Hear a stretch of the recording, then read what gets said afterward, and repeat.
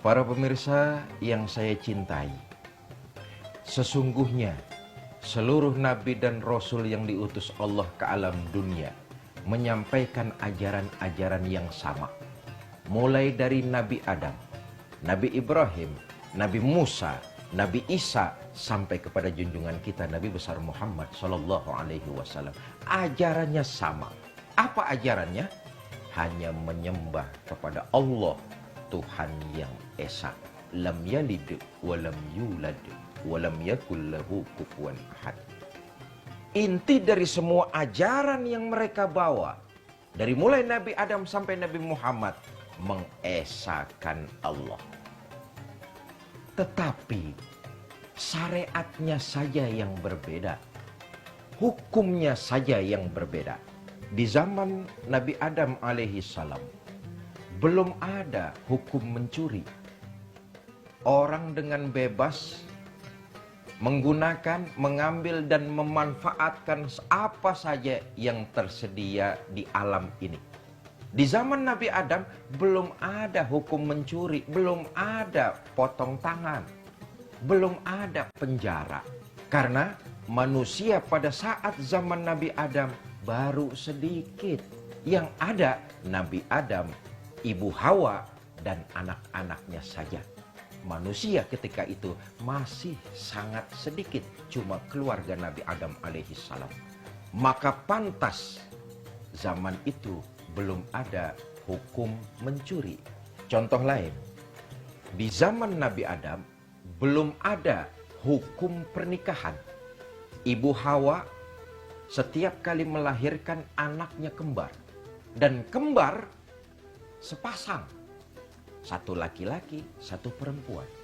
Lahir berikutnya laki-laki, perempuan. Lahir berikutnya laki-laki, perempuan. Maka kemudian syariat yang ada, kawin silang. Anak pertama A, laki-laki, B, perempuan. Anak kedua C, laki-laki, D, perempuan. Maka A kawin dengan D, C dengan B. Perkawinan silang syariatnya. Kenapa? Manusianya makin sedikit. Maka dibolehkan untuk kawin dengan saudaranya sendiri. Junjungan kita baginda Nabi besar Muhammad Sallallahu Alaihi Wasallam melengkapi syariat-syariat yang sudah ada, mengganti syariat-syariat yang sudah ada, hukum-hukum yang sudah ada, dikomplitkan dalam agama Islam. Yang tidak sesuai lagi sudah tidak dipakai. Apa diantaranya? Ya hukum perkawinan silang antara saudara dengan saudara. Kenapa sekarang diharamkan? Karena sudah terlalu banyaknya manusia. Maka tidak berlaku lagi syariat Nabi Adam. Pernikahan, perkawinan saudara. Pernikahan, perkawinan antar saudara kandung. Sudah tidak ada lagi itu dengan turunnya syariat yang dibawa oleh baginda kita Nabi besar Muhammad Sallallahu Alaihi Wasallam. Tetapi faktanya saudara-saudara, ternyata praktek seperti ini masih ada di zaman kita sekarang. Kalau memang ingin mengikuti syariat Nabi Adam, ya hidupnya jangan ketika zaman Nabi Muhammad. Hidupnya dahulu saja ketika zaman Nabi Adam alaihissalam. Karena syariat itu berlaku pada saatnya Nabi Adam alaihissalam. Dalam Islam, saudara-saudara, jelas perkawinan sedara diharamkan. Ditinjau dari sisi medis, betapa banyak bahaya yang akan dilahirkan dari perkawinan sedara. Misalnya, pakar kesehatan sepakat keturunan-keturunan yang dihasilkan oleh perkawinan sedara cenderung memiliki cacat bawaan. Yang kedua, kecenderungan memiliki dan mewarisi penyakit yang sama dari kedua orang tuanya yang melakukan perkawinan sedara. Yang ketiga, pakar kesehatan mempresentasikan lebih banyak kemerosotan tingkat intelektualnya. Anak-anak yang dilahirkan dari perkawinan sedara tingkat IQ-nya sangat rendah.